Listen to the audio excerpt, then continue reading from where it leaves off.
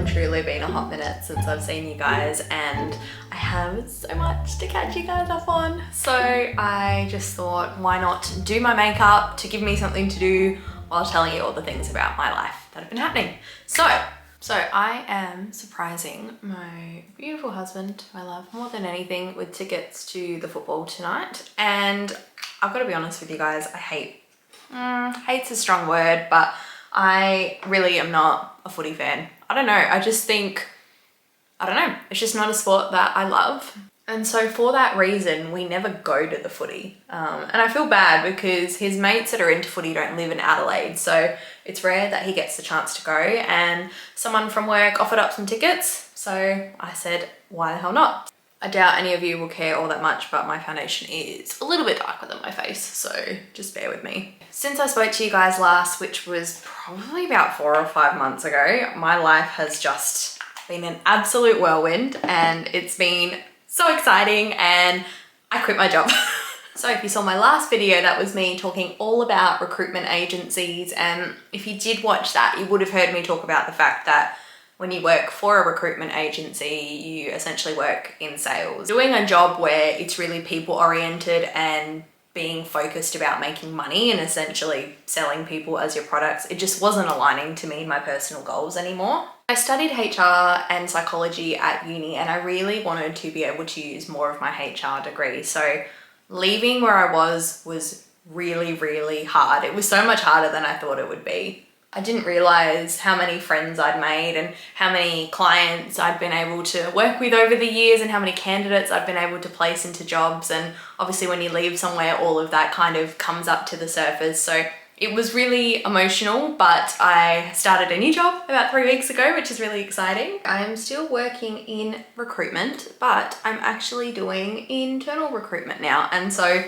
for those of you who don't know, basically when you work for a recruitment agency, you work for all different types of clients. You could be recruiting for this organization one day, this organization the next. With internal recruitment, I am recruiting just for the company that I work for, which has surprisingly been incredibly different to agency recruitment. And I guess I knew it would be, but it was the strangest thing walking in on my first week and asking my manager, so like, what are my KPIs? And she's like, you don't have any. I was like, what do you mean I don't have any? The fact that there is just a focus on really partnering with your clients and bringing good people into the organization as opposed to making money has been a real shift, and I'm loving every minute of it so far. In addition to being in a recruitment role again, I am also in a leadership role again. So I am a team leader, and at the moment I've got a team of 3 consultants, and I love leadership, which I know a lot of people don't typically love looking after other people. Leadership is really hard. It's not easy at all looking after other people. Oh, sorry about that reflection. Is that gonna annoy you guys? Maybe I have to do it this way. I knew from a really young age that I wanted to be in leadership roles, and I think it came from a few things. I've always been a natural leader, and I think leadership isn't something that comes easy. And in addition, leadership is also a skill. It's something you really need to learn and work at like you would with any job. But we have all been there where we've had a shit leader or a shit manager, right? And it just makes work so much less enjoyable. For me, that means letting my team know that work is work. It doesn't have to be your whole life. My big thing has always been that family and your health should always come first. And I know a lot of people put their whole lives into their jobs, and that's totally okay. But I think at the end of the day, like, if you don't have any of that, you've got nothing, right? So I drill that into my people like there is no tomorrow, because at the end of the day, not everyone is a careerist. Not everyone wants to be in leadership positions and move their way up. And for some people, work is just work. For other people, work is their sanctuary. It's their place where they can have a minute out from whatever it is that's going on in their home lives. And so I absolutely am respectful of the people that want to do that too. Other thing that's really important for me as a leader is that in putting my people first, I really care about actually giving my people opportunities to grow and develop. And I think my role is to really be there for them, to teach them new skills and guide them in whichever direction they want to go. Nothing causes me to feel more anger and frustration than leaders that only think about themselves and the hierarchy and the position they're in and they're just not there for their people. This is the first time I've been in a role where I've come in new as a leader, whereas in my last position I was already like there working, and then I worked my way up into leadership. So it's really interesting trying to form relationships with my team from the ground up, and also they have a history of having other leaders there too, so it's trying to understand the way they work and just being there to guide and support them. I do think that I still have a little bit of a way to go with leadership. I think leadership's something you learn every day, and I think that I'm really good at the empathy and the soft skills side of things, but it does mean sometimes I do struggle to have harder conversations with my team. So it's something we've all got to work on. That's my big thing I want to work on this year, and I think coming in new gives me more grounds to be able to establish myself as still being kind and soft and gentle, but still being able to kind of put my foot down and have hard conversations where I need to. Now there's another thing that's been really big in my life, and I feel like I'm gonna cry if I start talking about it, crying in like a really good way. So again, if you guys saw, it would have been my last vlog that I did, I talked about the fact that I had bumped into my wedding videographer and asked him if I could help with editing some of his weddings. If I could have done anything with my life out of school where I knew money would have been an issue, security would have been an issue, I would have wanted to edit wedding films. And at the time that I was finishing school, it wasn't really a thing to just edit films. If you wanted to work on weddings, you had to do the whole thing. You had to go out, film them, and then come back and create them. I don't really love the filming side of things, and I also think maybe that's a little bit why I've been kind of struggling with my YouTube, because I love making these videos, but it's just the actual, like I love editing, it's just the filming part I find a little harder. Anyway, I did some work with him. He really kindly let me edit a wedding for him, and it basically opened up an avenue for me to start exploring how I could do more with it. And so, oh my God, I can't believe this still makes me so emotional. So, I mean, look at the smile on my face.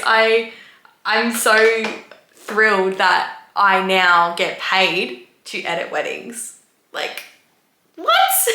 Off the back of that, I started working with another company as well. And now when I am not working full time, I am editing wedding films. And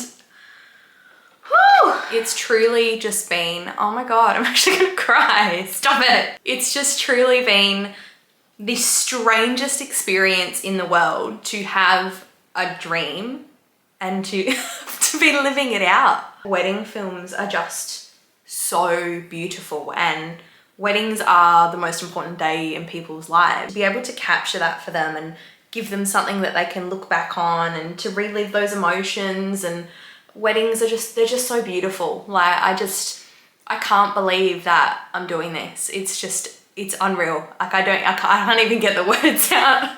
I am so incredibly proud of myself for doing this, because I just never would have thought that this was something I could do. It has been a really interesting experience going out as a sole trader as well, because I've learned so much about business and working with different clients in a creative perspective. Every brand is known for a different style of film. So some might be a little bit more classic and elegant, others might be a little bit more fun. And so you've kind of got to look at who that brand is and what they're trying to show. And it's a fine balance of trying to keep your own style while also keeping to their style. There was a point where I found I wasn't having as much fun doing the wedding films, and I think that was because they weren't really allowing me to do anything creative, and it was one of those things where they ended up taking advantage of me because they knew I was new to the industry. Something I've worked on a lot in my personal life over the last 18 months or so is really just knowing my worth and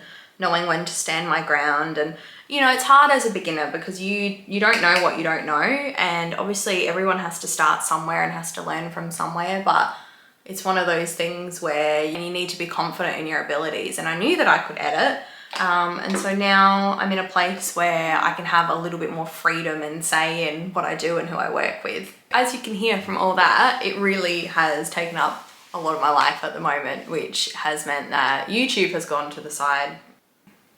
Who knew doing your eyebrows required so much concentration? For anyone that's into makeup, this is the Natasha Denona I Need a Nude palette, and it is beautiful. It's really cool toned. My mum got it as a birthday present for me for my 28th birthday, and I did turn 28 between the time, wait, did I? I don't think I publicized it, but I did turn 28 at the end of last year, and it is really refreshing going into my 30s in the sense that I've learned so much about myself in the last 18 months, and I feel like I've still got such a way to go, and I just feel so much more sure about who I am as a person and what my values are and what my beliefs are and all that kind of stuff. And I feel like when you hit 30, it's like that all just becomes crystal clear. So I've still got 2 years to go, but that is just my thoughts on life. Okay, now what was the purpose of me talking about that? Turning 28, palette. Yes, okay. So I am still 2 years off 30, but I'm pretty sure that I am going to be in New York City for my 30th birthday. So that's something that my husband and I are organizing, and I think my cousin Renee is gonna come as well. So I'm hanging out for that. But before I have New York, I actually have a trip to India coming up in December, and that is so cool. So for those of you who don't know, I am half Indian, and I am actually gonna put it out there, in the event that you're watching this and you don't actually know me in my personal life, I'd be really curious to think what nationality you think I look like, because I have been told all different kinds of things in my life. For those of you who don't know, my dad is Indian and my mum's Italian. So I am a very interesting multicultural mix of cultures. Going on my first trip to India feels extremely special because I'm going with my dad, and he hasn't been in a really, really long time.